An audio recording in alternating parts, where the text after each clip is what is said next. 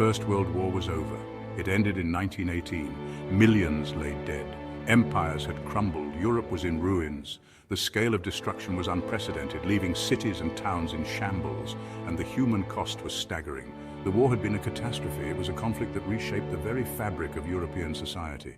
It left deep scars on the continent. Families were torn apart, and the collective trauma would linger for generations. The economies of nations were shattered. People struggled to survive. There was widespread hunger. The war had drained national treasuries, and the economic infrastructure was in tatters.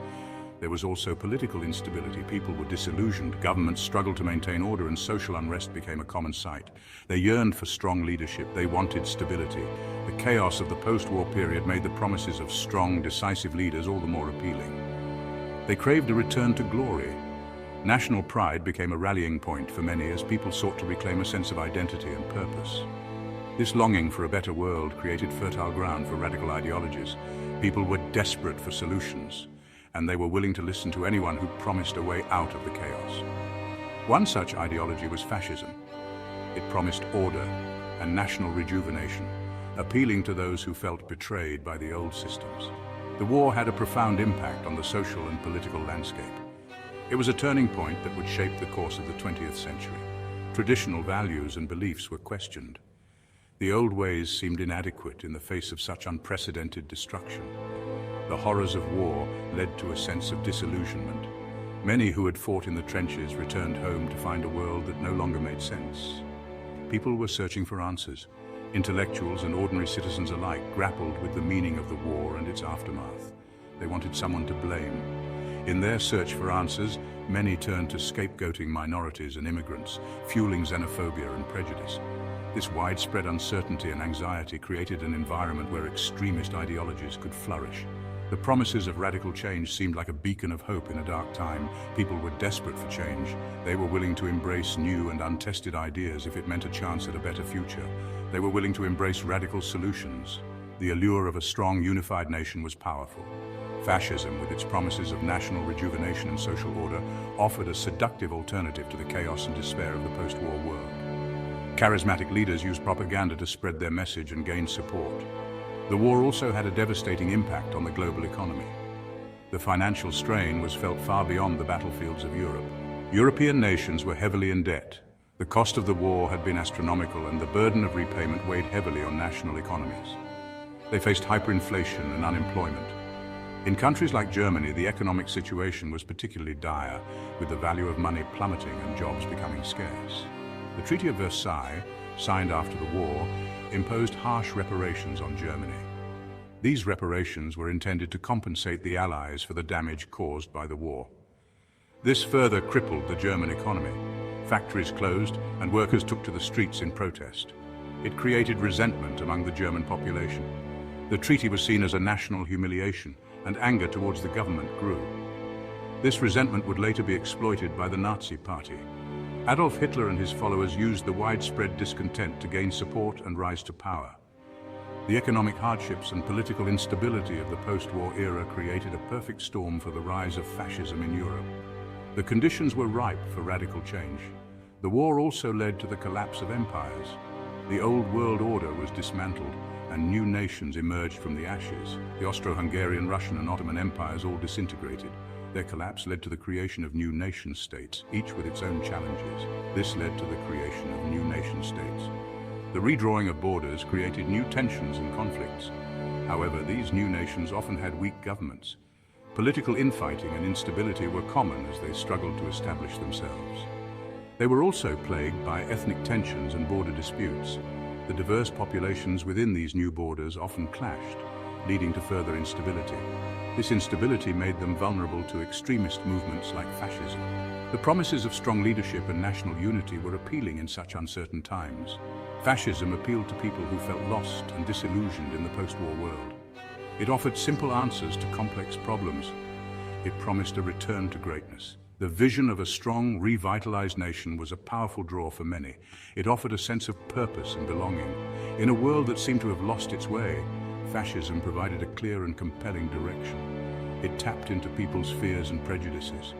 By scapegoating minorities and immigrants, fascist leaders were able to unite people against a common enemy. In the years following the war, fascism would take root in several European countries. The movement spread, gaining momentum and support.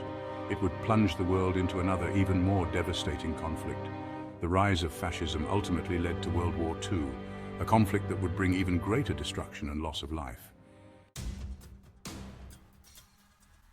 The Treaty of Versailles was signed in 1919, marking a significant moment in world history. It officially ended World War I, a conflict that had devastated Europe and caused unprecedented loss of life and destruction. However, it also planted the seeds of future conflict, setting the stage for another devastating war. The treaty was particularly harsh on Germany, imposing severe penalties and restrictions.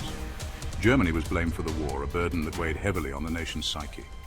It was forced to accept full responsibility for the conflict, a clause that became infamous as the War Guilt Clause. This clause was a source of deep resentment and anger among the German people. Germany was also required to pay massive reparations, which placed an enormous financial strain on the already weakened economy. These payments crippled the German economy, leading to widespread poverty and suffering. They caused widespread resentment and anger among the populace. The treaty also stripped Germany of its colonies and territories, further diminishing its status as a world power. This further humiliated the German people, who felt betrayed and unjustly punished by the international community.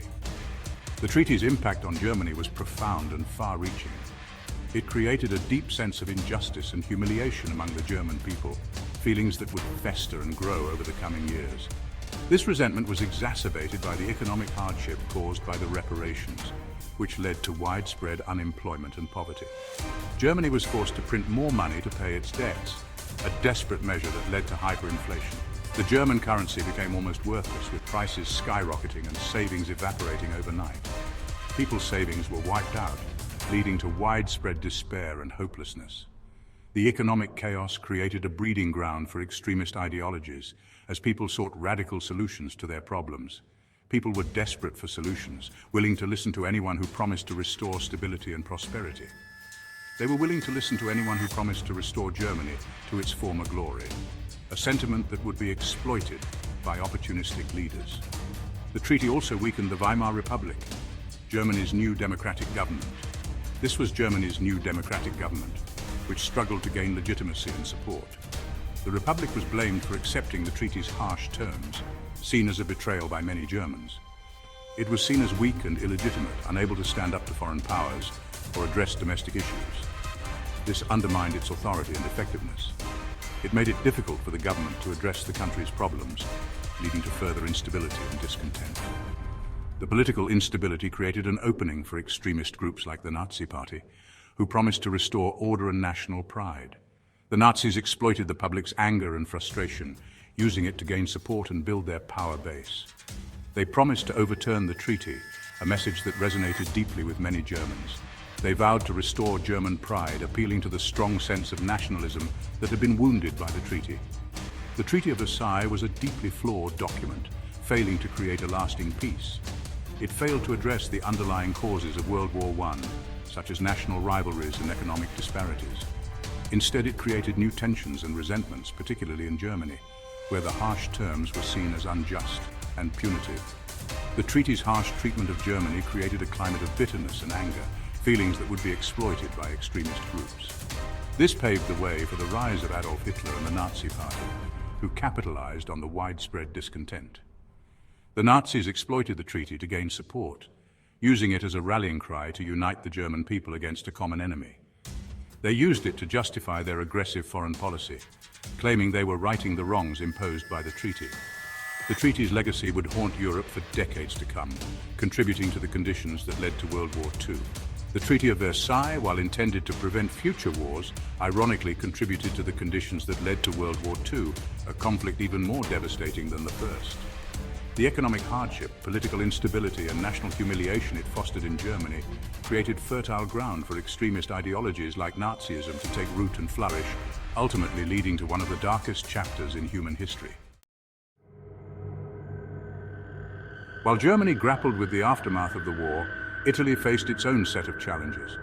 The country was in turmoil, struggling to rebuild and recover from the devastation of the conflict. Despite being on the victorious side, Italy emerged from the war with a sense of disillusionment. The victory celebrations were short-lived as the harsh realities set in. Italy emerged from the war with a sense of disillusionment. The promises of a better future seemed hollow as the country faced numerous challenges. The war had exacerbated existing social and economic problems. Strikes and protests became common as people demanded change.